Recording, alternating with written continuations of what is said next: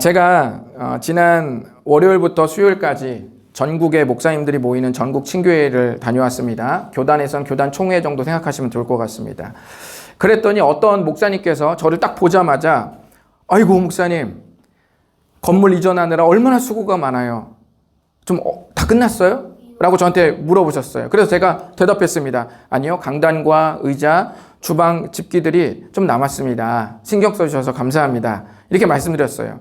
그렇게 대화를 나누고 몇 걸음 안 갔는데 다른 목사님께서 저를 보시더니 아유 목사님 건물 이전하시느라 수고가 너무 많으시죠? 다 끝났어요? 라고 또 물어보시더라고요. 그래서 제가 아니요, 강단과 의자, 주방 집기들이 조금 남았습니다. 신경 써주셔서 감사합니다. 라고 말씀드렸습니다.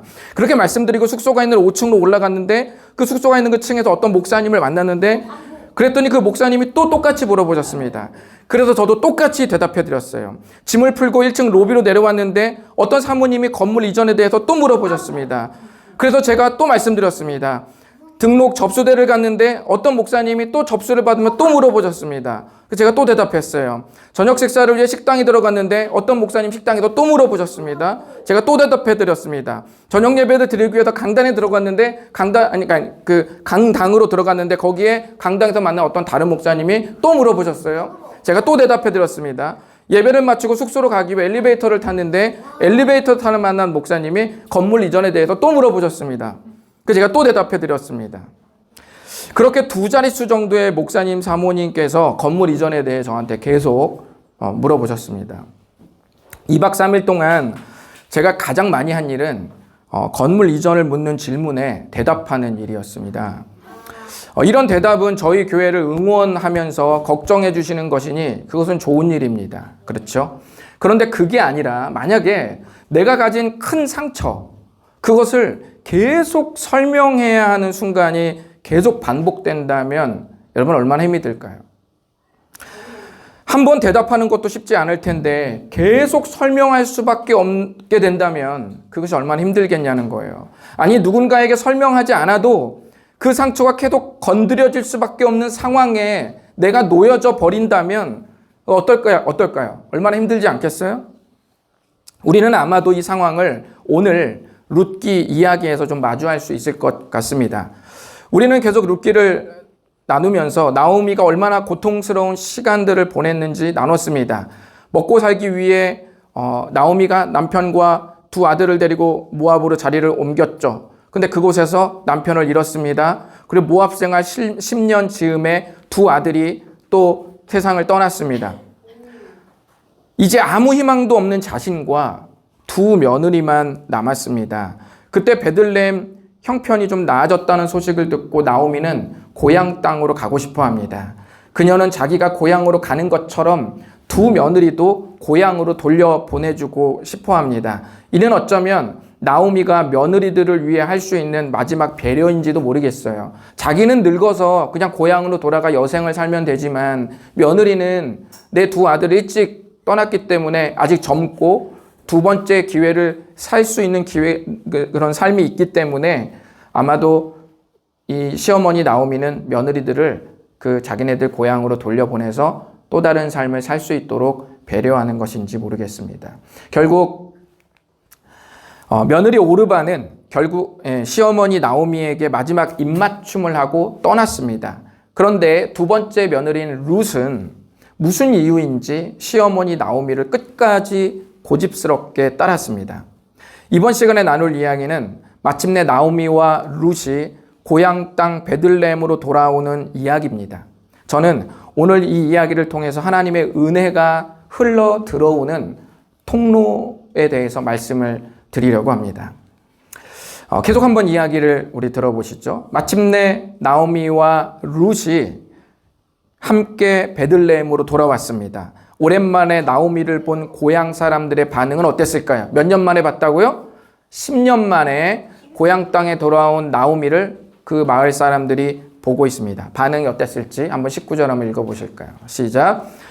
그 두 사람이 베들레헴까지 갔더라. 베들레헴에 이를 때에 온 성읍이 그들로 말미암아 떠들며 이르기를 이가 나오미냐 하는지라. 나오미를 본 고향 사람들이 수군거리기 시작했습니다. 온 성읍의 사람들이 떠들었다는 말은 예상 외의 나오미의 모습에 놀랐다는 말이에요.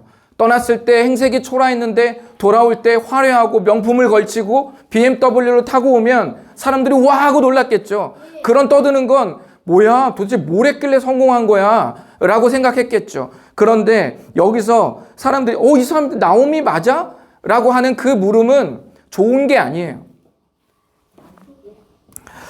아마도 나오미에게 그동안 어떻게 지냈는지 묻지 않았어도 그녀에게 풍겨오는 그 인생의 냄새가 우울했을 겁니다. 10년의 고난 때문에 얼굴을 찌푸렸을 때 생기는 그 주름이 이제는 없어지지 않고 깊게 패여있는 상태로 마을 사람들을 주시하고 있을 수도 있습니다.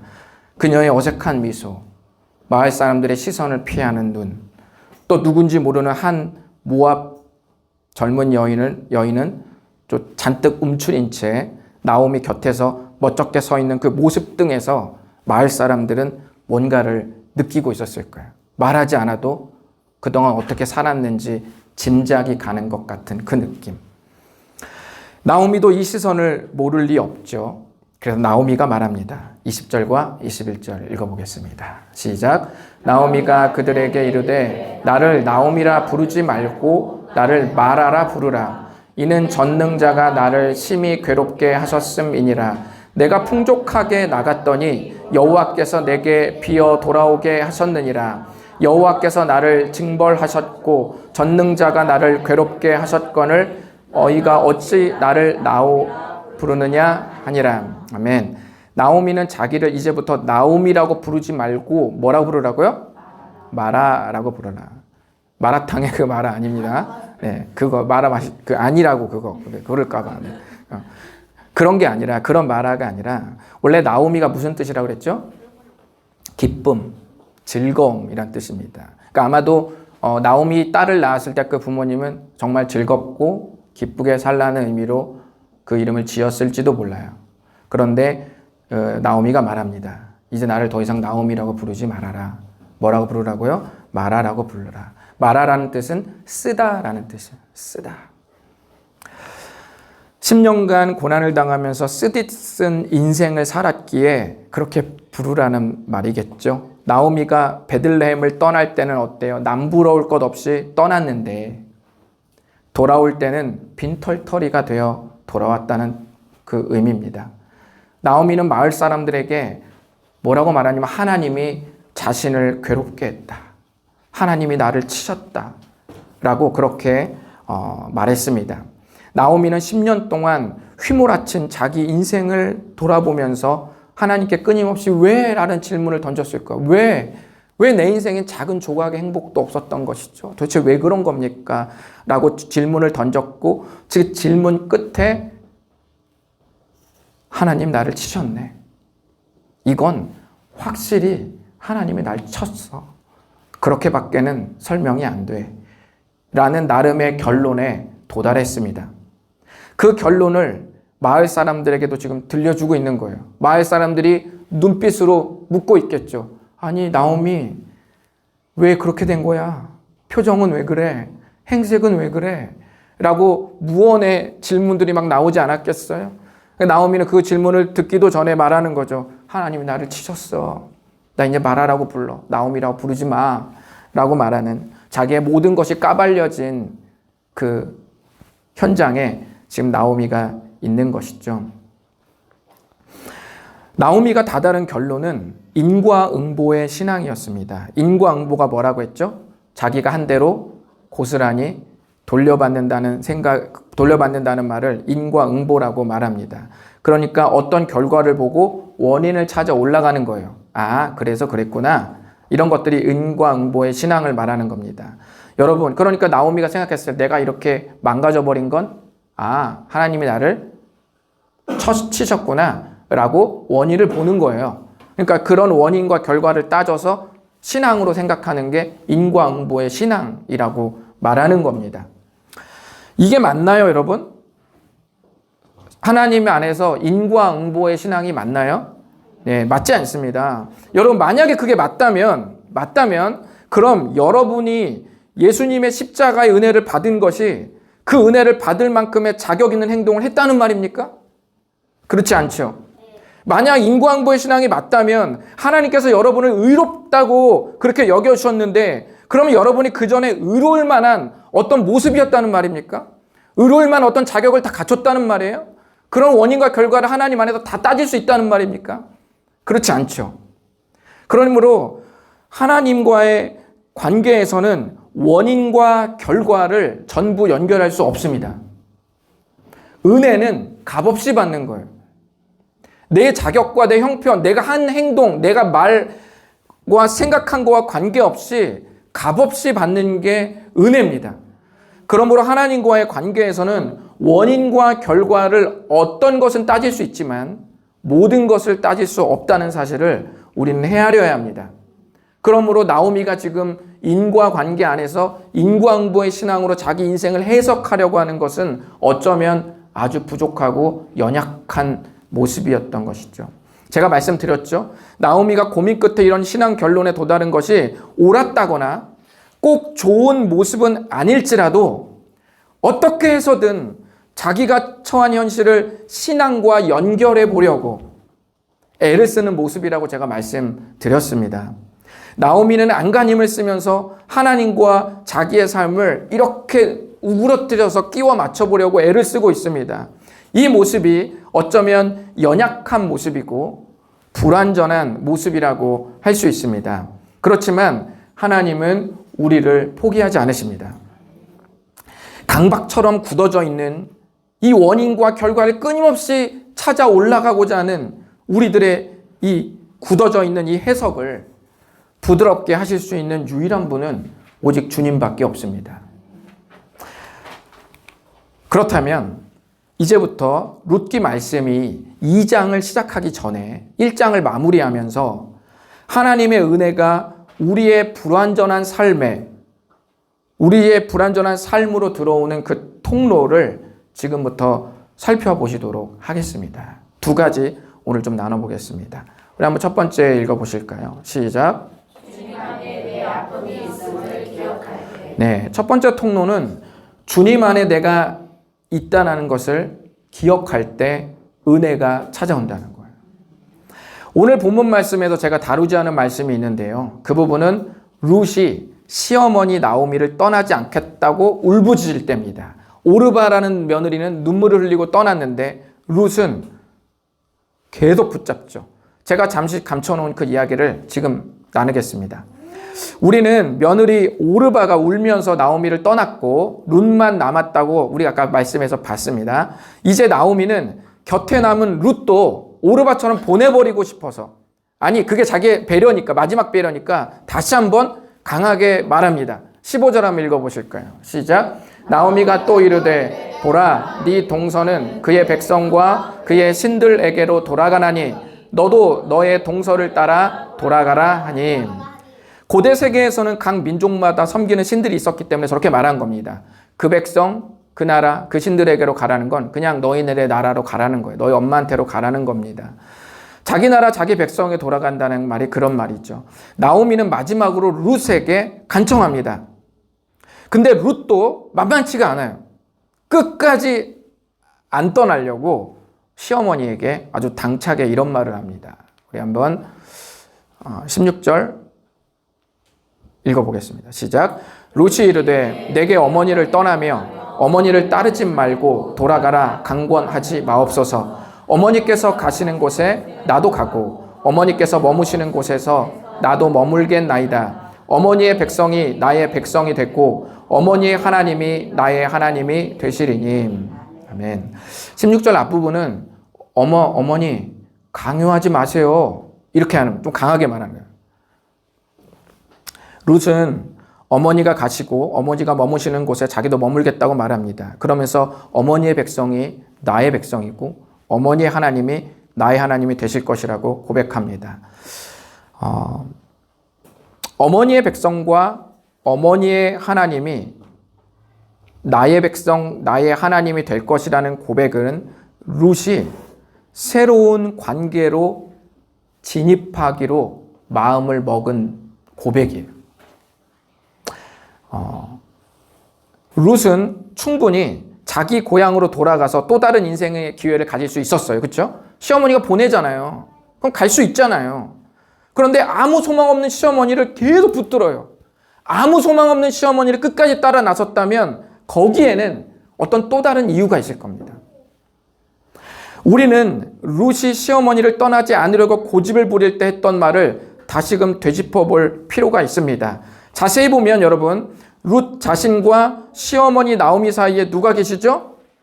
하나님이 계시죠. 룻은 시어머니와 함께 하겠다고 고백하면서 동시에 시어머니가 믿고 있는 그 하나님을 자기도 진짜 하나님으로 모시겠다고 지금 선언하는 거예요. 그러니까 룻의 마음은 고난 속에서 시어머니 나오미가 붙들고 있는 하나님을 동시에 붙들겠다는 믿음의 고백을 지금 드리고 있는 겁니다. 여러분, 그렇습니다. 우리 상처에 하나님이 계셔야 돼요. 어떤 사람은 인생의 큰 아픔의 기간을 불평과 원망의 자리에 갖다 놓는 사람이 있어요. 내 인생을 딱 말하면, 그때 인생을 말하면, 그때 뭐 내가 저주, 막 우울했고, 슬펐고, 완전 내가 미치고 환장했고, 뭐 화가 났고, 분노했고, 온통 불평과 원망의 자리에 갖다 놓는 사람이 있습니다. 그리고 어떤 사람은 그 아픔을 하나님의 자리에 갖다 놓는 사람들이 있습니다. 공통점은 둘 다 아파요. 둘 다 쓰라립니다. 그렇지만 쓰라린 그 삶이 자리에 있는 위치가 다릅니다. 그렇다면 우리 아픔을 하나님의 자리에 갖다 놓는다는 것이 무슨 말일까요? 어떤 사람은 우리가 아플 때 반드시 긍정적인 말을 내뱉는 게 우리 아픔을 하나님의 자리에 갖다 놓는 거라고 생각하는 사람도 있어요. 그때마다 반드시 믿음의 말을 해야 돼. 그때마다 반드시 긍정적인 말을 해야 된다. 그게 하나님의 자리에 갖다 놓는 것이다 라고 했는데 반드시 그럴까요? 마태복음 26장 39절을 보면 예수님께서 겟세마네 동산에서 십자가를 지시기 하루 전날 자기가 져야 할 십자가의 고통이 얼마나 무거운 것인지 아셨기 때문에 다음과 같이 말씀하셨습니다. 여러분, 빨간색 글씨만 읽어보실까요? 시작. 네, 이런 불경건한 말이 어디 있습니까? 십자가의 사명을 지셔야 되는데 다른 분도 아니고 예수님이 지금 뭐라고 하고 있어요? 지나가게 하고 해달라고. 이것은 무슨 말이에요? 고통의 무게입니다. 고통의 무게. 하나님 짜증나요. 하나님 너무 힘들어서 이거 다 집어 던지고 싶어요. 이렇게 말하면 어때요? S들은 쌉티는 있는 그대로 받아들일 거 아니에요. 뭐? 집어 던진다고? 이렇게 말할 수 있죠. 근데 제가 말씀드렸죠. 하늘에 삿대질을 하면서 하늘을 사랑하는 마음을 전달할 수 있다고. 너무 슬퍼서 하늘에 욕을 하고 있는데 그 하늘을 향해서 그 계신 나를 그동안 감싸 안으셨던 주님을 갈망하는 것이 가능하다는 것을 제가 말씀드렸죠. 예수님이 이 잔을 내게서 지나가게 해달라고, 이게 치워달라는 뜻이거든요. 치워버려달라는 뜻이에요. 그렇게 말했을 때 여러분, 어떻게 감히 예수님이 그렇게 말할 수가 있어? 라고 말할 수 있잖아요. 그런데 저기에 뭐가 담겼어요? 마음이 담겼잖아요. 고통의 무게가 실어진 멘트잖아요. 이해되시죠? 십자가 앞에서의 자기 심경을 예수님이 솔직하게 고백하셨습니다. 이것이 우리의 아픔을 하나님의 자리에 갖다 놓는 겁니다. 예쁘장한 표현이 아니어도 자기의 솔직한 마음을 하나님과 대화하며 꺼내놓는 것입니다. 그것이 내 아픔을 하나님의 자리에 갖다 놓는 겁니다. 또 한 가지 있습니다. 예수님께서 십자가에 처형당하실 때 그 과정이 의롭지 않죠. 여러분 복음서 많이 읽어보셔서 아시죠? 거짓 증인들을 세우고 예수님이 저지르지도 않은 것들을 더 율법의 죄를 덮어 씌워서 예수님은 십자가에 못 박고 있는 그 모습을 우리 모두 다 봤습니다. 불의하죠. 정당하지 못해요. 공정하지 못합니다. 정상적인 재판이 아니었어요.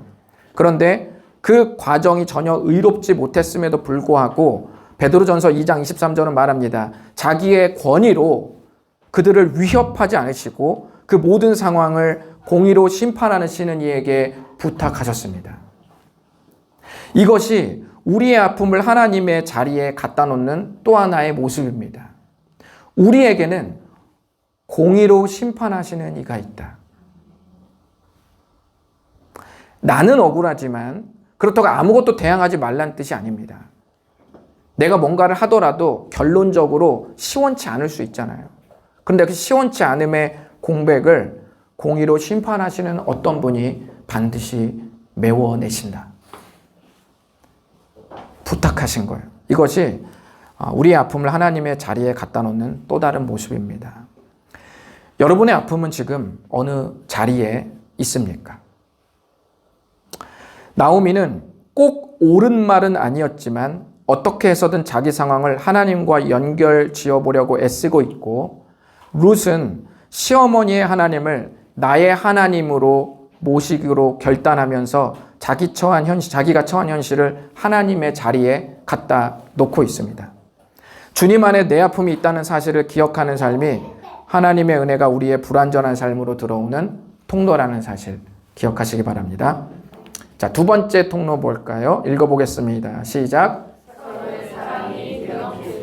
네, 하나님의 은혜가 우리의 불완전한 삶으로 들어오는 통로. 두 번째는 서로의 사랑이 뒤엉킬 때입니다. 우리는 지금까지의 이야기에서 나오미와 룻이 서로에게 무엇을 바라고 있는지 좀 여러분 정리해서 종합적으로 생각해 볼 필요가 있는데요. 이렇게 한마디로 말할 수 있습니다. 나오미는 마땅히 말할 수 있는 사람, 룻은 꼭 그렇게 하지 않아도 되는 사람. 좀 설명해 드릴게요. 나오미는 남편과 두 아들을 잃고 상처만 가득 떠안은 채 남은 생애를 고향 베들레헴에서 살고 싶어 했죠. 그래도 마지막 배려로 두 며느리를 각자의 고향으로 돌려보내고 싶었죠. 왜냐하면 자기에게 아무런 소망이 없었기 때문입니다. 며느리들을 자기 고향으로 돌려보낼 때 며느리들이 뭐라고 말했죠? 감사해요, 시어머니. 또 내가 돌아가서 잘 살아볼게요. 이렇게 했나요? 그러지 않죠. 울부짖으면서 그 시어머니 나오미를 끝까지 함께하고 싶다고 두 며느리가 다 울면서 말했어요. 그러면은 이젠 나오미는 어떻게 해도 돼요? 알았어, 이것들아. 같이 살자, 나랑. 이렇게 할 수도 있잖아요. 솔직히 나는 기댈 데가 없는데. 나 왕따인데. 같이 살 수 있잖아요.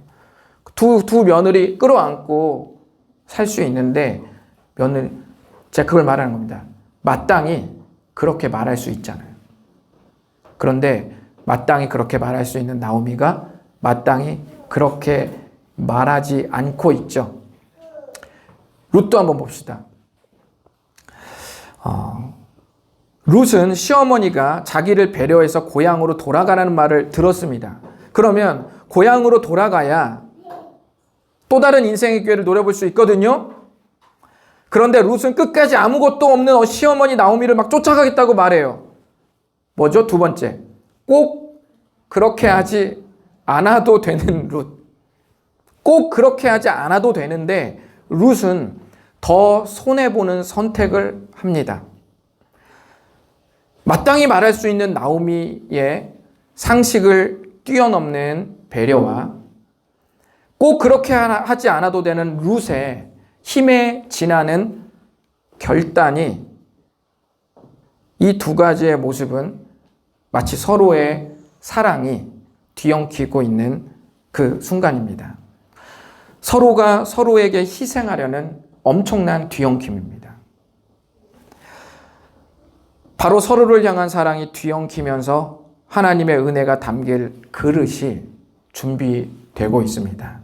그 은혜가 이제 룻기 2장에서 어떻게 펼쳐지는지 그대로 시작됩니다. 하나님 안에서 아주 아름답게 빚어지고 있는 룻과 나오미의 삶이 이제 우리는 2장에서 발견할 수 있을 겁니다. 이것이 하나님의 은혜가 우리의 불완전한 삶으로 들어오는 두 번째 통로입니다. 하나님은 하나님의 백성을 반드시 인도하십니다. 기억하십니까? 성경에서 하나님이 이스라엘 백성들을 향해 내 백성이라고 처음 말씀하실 때가 있어요. 혹시 아세요? 구약 성경에 보면 하나님이 이스라엘 백성을 향해서 내 백성이다 이렇게 말할 때가 있는데 처음으로 언제냐면 성경에서 아주 중요한 부분이거든요. 장면인데 그것이 바로 출애굽기 6장 7절입니다. 한번 읽어보실까요? 시작. 너희를 내 백성으로 삼고 나는 너희의 하나님이 되시리니 나는 애굽 사람의 무거운 짐 밑에서 너희를 빼낸 너희의 하나님 여호와인 줄 너희가 알지라. 아멘. 하나님께서 모세를 부르셔서 이스라엘 백성들을 이집트에서 구출해 내시겠다고 말씀하실 때, 아직 구출하신 건 아니에요. 구출해 내시겠다고 모세에게 지금 말씀하실 때 이 말씀을 하신 겁니다. 내가 너희들을 구출해서 그때부터는 너희를 내 백성으로 삼고 나는 너희 하나님이 될 것이다 라고 이렇게 말합니다. 우리는 이 말씀이 성경에서 어떻게 이루어졌는지 이미 알고 있습니다.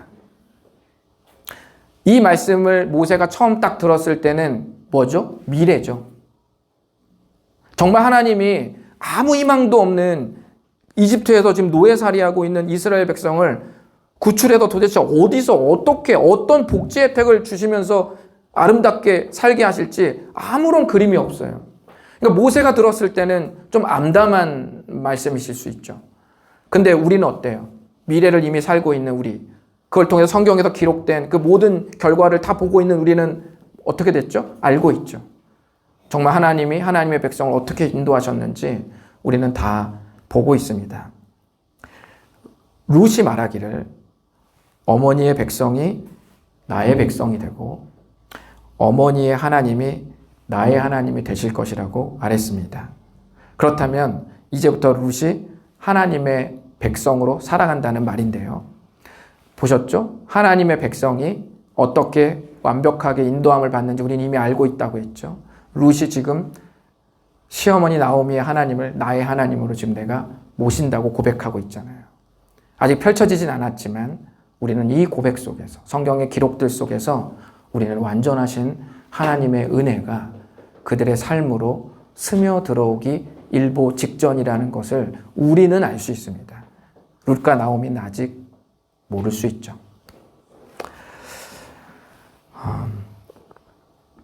룻기의 이야기는 하나님께서 나오미와 룻을 어떻게 인도하셨는지 나중에 다 열리고 보게 될 것입니다. 오늘날 우리는 예수님을 믿음으로 하나님의 자녀가 되었습니다. 구약의 하나님의 백성이라는 말은 신약에서 하나님의 자녀가 되었다는 뜻입니다. 우리는 예수님을 믿음으로 하나님의 자녀가 되죠. 그러면 구약에서 하나님께서 하나님의 백성을 어떻게 인도하셨는지가 이미 기록이 되어 있다는 것은 오늘날 예수님을 믿고 하나님의 자녀가 된 우리를 하나님께서 어떻게 완벽하게 인도하실지 이미 밑그림을 보여주신 겁니다. 그 기록을 보고 믿음을 가지라고 우리에게 지금 말씀하시는 것입니다. 성경에서 하나님의 백성이 어떻게 인도함을 받는지 보았듯이 오늘날 룻과 그 시대의 룻과 나오미를 또 인도하실 것이고 오늘 이 시간 하나님의 자녀를 하나님께서 어떻게 인도하시는지 저와 여러분의 삶을 통해서 펼쳐질 것입니다. 그러니 안심하십시오. 기도하겠습니다.